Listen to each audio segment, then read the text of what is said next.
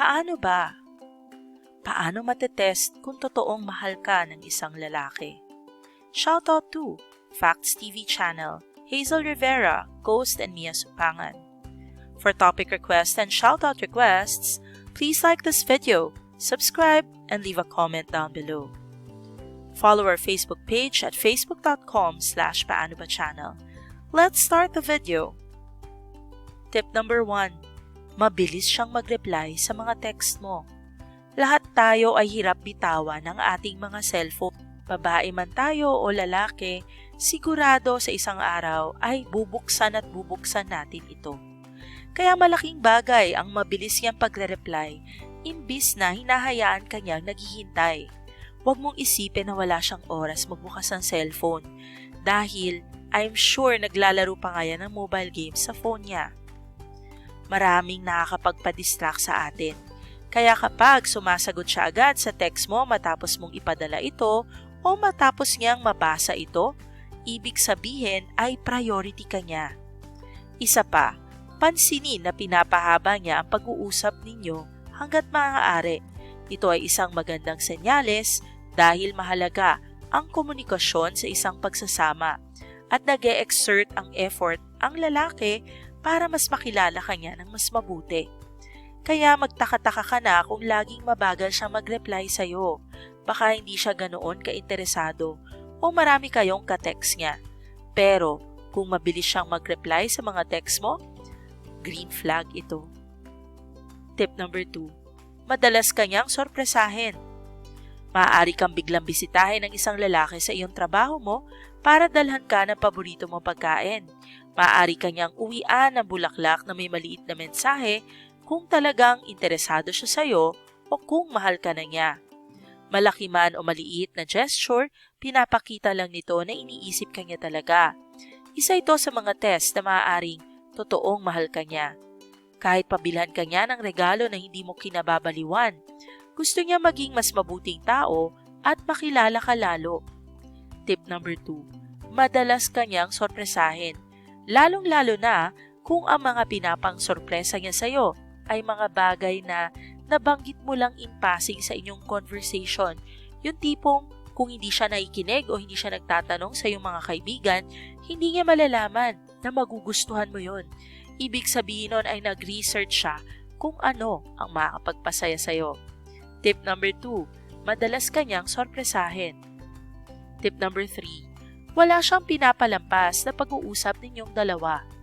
Maganda kung madalas kayong mag-usap. Ngunit madaling makalimutan ang mga napag-uusapan kapag madalas ang pag-uusap o yung iba ay nagte-text habang kausap ka at hindi naman talaga nakikinig sa'yo.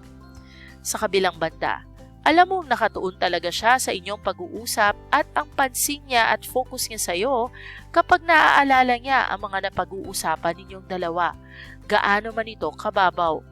Kapag tahimik siya at nakikinig sa bawat salitang binibigkas mo, ito ay senyales ng kanyang pagmamahal sa'yo.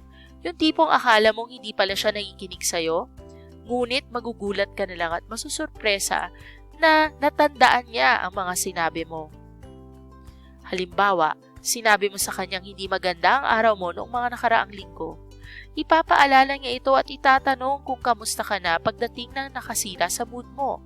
Nangangahulugan lamang ito na lagi kanyang iniisip at gusto niya ang pinakamabuti para sa'yo. Tip number 3. Wala siyang pinapalampas na pag-uusap ninyo. Hindi niya matiis ang isang araw na hindi kayo nag-uusap. Tip number 4. Ginagawa niya kung paano mo gusto. Maaring matigas ang ulo ng mga lalaki.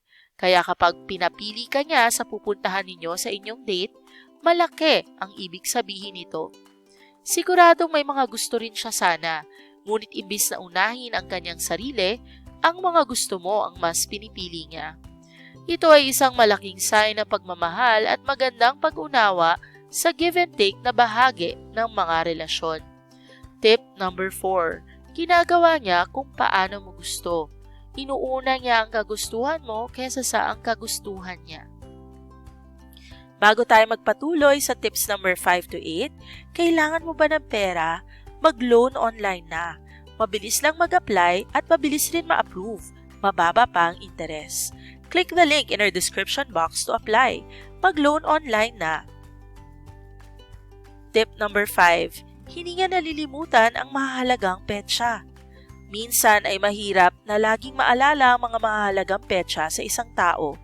Ngunit kung hindi nalilimutan ng lalaki ang inyong anniversary, ito ay senyales ng buong pusong pagmamahal sa iyo.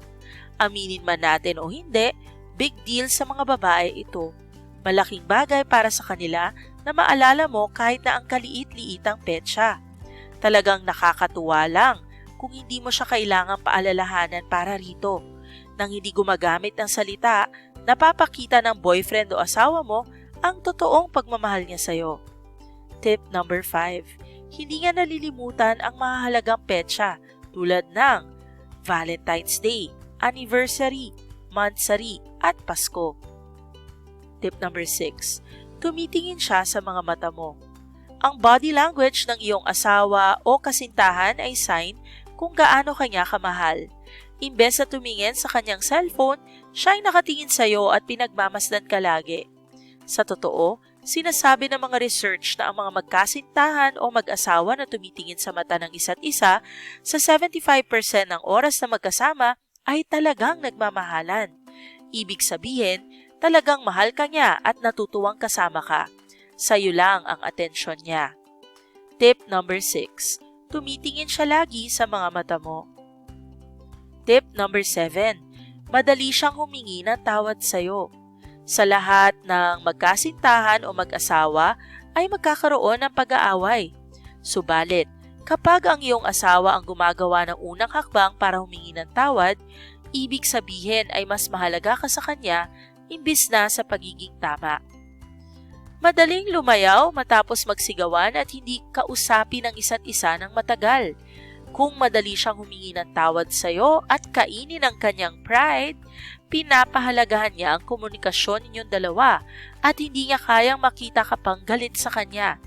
Minsan, maski ikaw na ang may kasalanan, aakuin na lamang niya. Huwag lang humaba ang pagkakagalit ninyong dalawa.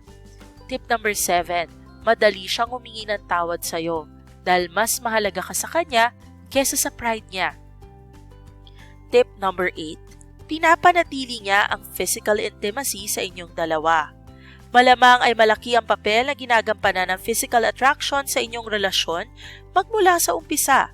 Ngunit kapag siya ang nagsisimula ng yakap, halik, at hawak sa iyong kamay o pasimpleng paghima sa iyo kapag may pagkakataon, hindi siya nagsasawa sa iyo at in love pa rin siya sa iyo.